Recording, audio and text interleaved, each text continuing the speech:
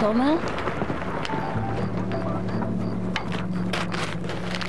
רציתי שאני מחפשת אותך, אני כל כך פחדתי, אני הייתי משוכנעת שזה אתה. מה זה משנה מי זה? לי זה משנה מי זה. זה רק עניין של מזל, זה הכל, זה יכול להיות כל אחד.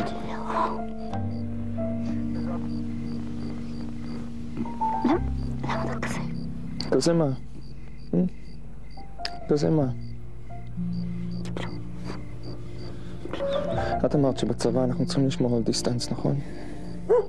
כן, אבל קרה משהו. אני כבר חשבתי שאתה...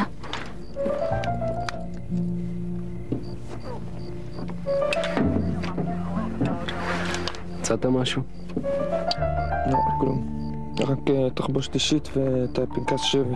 תעביר אותו לחובש, הוא אמר שהוא צריך אותו. אז כך, תנו את זה אתה, בסדר?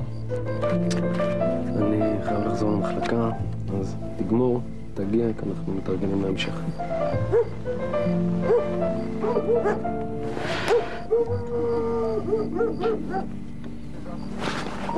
דווקא אמרו שהיית 10. הייתי בסדר. הכל קרה כל כך מהר, לא היה לי זמן לפשל. טוב.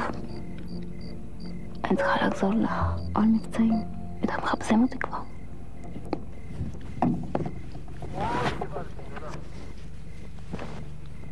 רק מלהסתכל עליה נפלט לצרור. לך לא? אני מדבר יפה, אה? תשמעו את הפשט. תומר! סתום את הפה! מה אתה אומר?